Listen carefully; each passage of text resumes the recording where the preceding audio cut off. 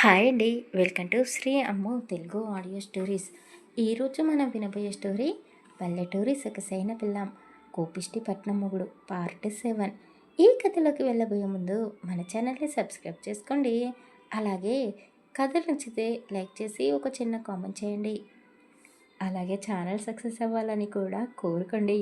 ఇక కథలోకి వెళ్ళిపోదామా? పూర్ణిమ అత్తారింట్లో అలసి సొలసి నిద్రపోతూ ఉంది. ఆమెకి పుట్టిల్లు గుర్తుకు రావడంతో డోర్ కొడుతూ ఉన్న ప్రీతిమ పిలిచిన కొత్త పిలుపుకి ఉలిక్కిపడి లేచింది. చుట్టూ చూసుకుంది. అప్పుడు ఆమెకు అర్థమైంది, ఇప్పుడు ఆమె ఉన్నది అత్తారింట్లో అని.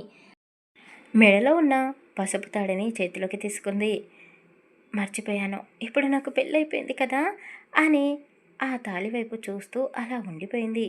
ప్రీతిమ డోర్ లాక్ తీసుకొని లోపలికి వచ్చింది. ఏంటి వదిన, పిలుస్తూ ఉంటే పలకడం లేదు అని ఆమెకు దగ్గరగా వచ్చి పక్కనే కూర్చుంది. పూర్ణిమ ముఖం పీక్కుపోయినట్టుగా కనిపించేసరికి, అయ్యో ఏమైంది వదిన, టెన్షన్ పడుతున్నావా? ఇది నీకు కొత్తిల్లే కావచ్చు, మేమంతా నీకు కొత్త వాళ్ళమే కావచ్చు, కానీ మేము ఒకరితో ఒకరం బాగా కలిసిపోతాము.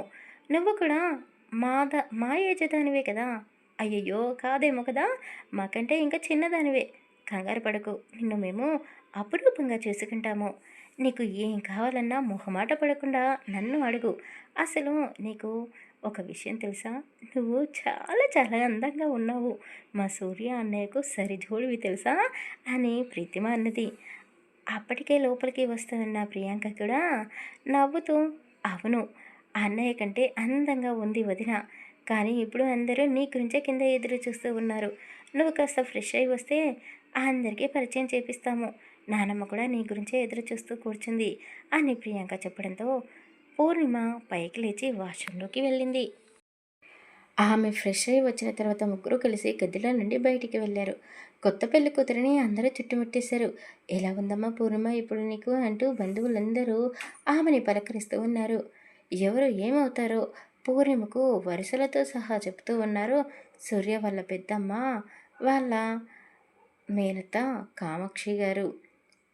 పూర్ణిమ కాస్త మొహమాట పడుతూ వాళ్ళు అడిగిన వాటికి మాత్రమే సమాధానం ఇస్తూ తలని అడ్డదిడ్డంగా ఊపేస్తూ ఉంది. అక్కడే ఉన్న సూర్య పూర్ణిమ వైపు చూడకుండానే పెళ్లికి వచ్చిన బంధువులతో కబుర్లు చెబుతూ ఉన్నాడు. అది గమనించిన రెద్దమ్మ సూర్యను దగ్గరికి పిలుచుకుంది. చూడు నాన్న, ఇప్పుడు నీకు పెళ్ళైపోయింది. నువ్వు ఎంత కాదనుకున్నా ఇప్పుడు పూర్ణిమ నీ భార్య. చాలా నీరసంగా కనబడుతూ ఉంది ఆమె. చూస్తుంటేనే అర్థమైపోతుంది. కొత్త ప్రదేశం, కన్న వాళ్ళని వదిలేసి నీతో వచ్చేసింది.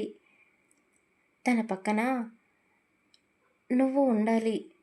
నువ్వొక్కడివి చూపించే ప్రేమ వల్ల ఆమె పూర్తిగా నీకు దగ్గరైపోతుంది. నువ్వు ఒక్కసారైనా ఆమెని ఎలా ఉంది అని పూర్ణిమని అడిగితే చాలు, పరవశించిపోతుంది. అసలు మన ఇంటికి వచ్చినప్పటి నుండి ఎలా ఉంది, అసలు తిందా లేదా అని పట్టించుకున్నావా? అందరి గురించి ఆలోచించే నువ్వు ఇప్పుడు ఇలా మారిపోయావేంట్రా అని ఆమె అడుగుతూ ఉండగానే హేమచంద్ర వాళ్ళ ఇద్దరి మధ్యలోకి దూరిపోయాడు. నానమ్మ, ఏం మాట్లాడుతున్నావు? అక్కడ అందరూ కొత్త పెళ్ళికొడుకు గురించి ఎదురు చూస్తూ కూర్చున్నారు అని సూర్య వైపు చూస్తూ అన్నాడు. సూర్య సీరియస్గా ఒక లుక్ హేమచంద్ర వైపు చూసేసరికి అతను వెంటనే వాళ్ళ నానమ్మ వైపుకు తల తిప్పేసుకున్నాడు. నానమ్మ, పాపం వదిన ఏమీ తినకుండా అన్నయ్య కోసం ఎదురు చూస్తూ ఉంది. తొందరగా వాడిని రమ్మని చెప్పు అని హేమచంద్ర చెప్పేసరికి, నా గురించి అందరూ ఎందుకు ఎదురు చూస్తున్నారు అని సూర్య అడిగాడు. అయ్యో, నువ్వు నాకంటే ముందుగా పుట్టేశావు, కానీ నీకు అసలు ఏమీ తెలీదు అని హేమచంద్ర తల పుట్టేసుకుంటున్నాడు. తినడానికి అని హేమచంద్ర చెప్పడంతో సూర్య అంతే కోపంగా అలాగే చూస్తూ, అయితే ఎందుకురా నా కోసం ఎదురు చూడడం, ఎవరికి ఆకలిస్తే వాళ్ళు తింటారు కదా అని సూర్య అన్నాడు. అయ్యో బ్రో, కొత్త జంట ఒక్క ప్లేట్లో తింటారు, ఆ విషయం కూడా నీకు తెలీదా? అక్కడ వదిన నీకోసం తినకుండా ఎదురు చూస్తూ ఉంది అని సూర్య చెయ్యి పట్టుకొని తీసుకుని వెళ్ళాడు చందు. అన్నయ్య వచ్చేసావా, రండి రండి, వదిన పక్కన కూర్చోండి అని పూర్ణిమ పక్కన కూర్చోబెట్టింది ప్రీతిమ. సాత్విక చిరునవ్వు నవ్వుతూ బావా తిను అని వడ్డించింది.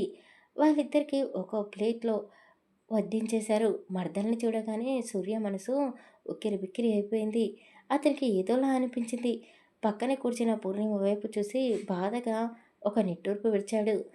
వదిన మా అన్నయ్యకి నువ్వు తినిపించు అంది ప్రియాంక.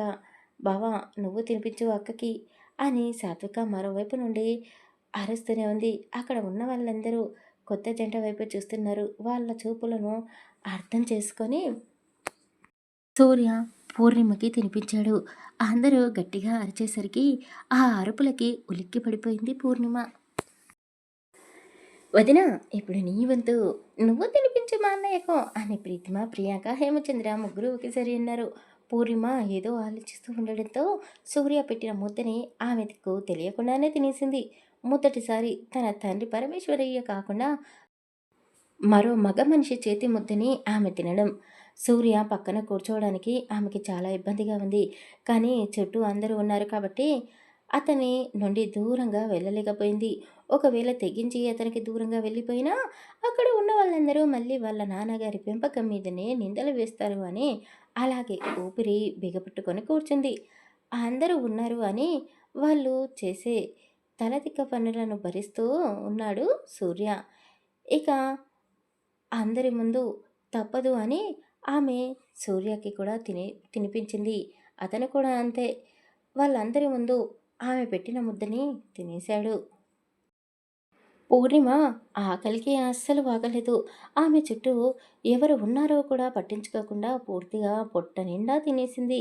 అది చూసి అందరూ నవ్వుకున్నారు. తిన్న తర్వాత పూర్ణిమ నేరుగా రాధమ్మ గారి దగ్గరికి వెళ్ళింది. అమ్మమ్మ గారు అని ఎంతో ప్రేమగా పిలిచింది.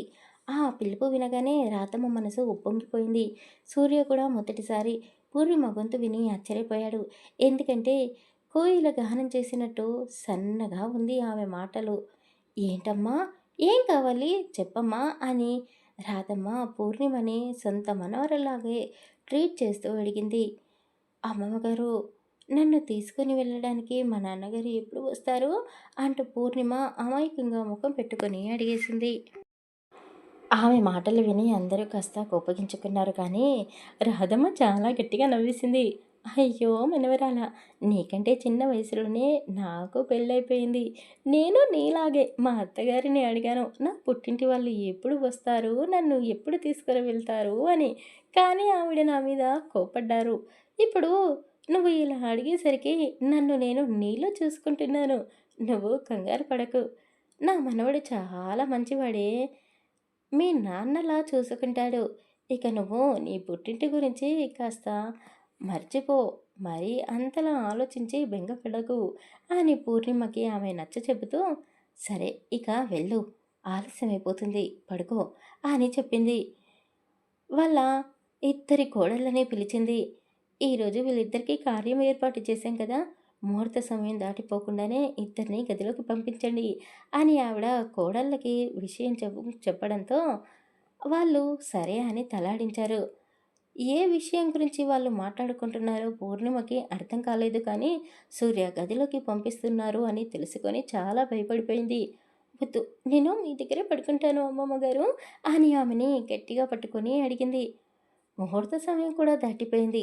చాలా సమయం తర్వాత పూర్ణిమని ఒప్పించి ఎలాగో అలా ఆ రాత్రి ఆమెని సూర్య గదిలోకి పంపించేశారు. మొత్తానికి సూర్యని పూర్ణిమని ఒకే గదిలోకి పంపించేశారు. కానీ వాళ్ళిద్దరూ ఒకటైపోతారా? మనసు విప్పి ఒకరి గురించి ఒకరు మాట్లాడి తెలుసుకుంటారా? సూర్య పూర్ణిమని అర్థం చేసుకుంటాడా? అసలు పూర్ణిమ మగవాళ్ళని చూస్తే ఎందుకు వణికిపోతూ ఉంది? ఇక సూర్యతో ఆమె ఎలా ఉండబోతుంది? తర్వాయి భాగంలో తెలుసుకుందాం. కథ నచ్చితే ఒక చిన్న లైక్ చేసి కామెంట్ చేయండి.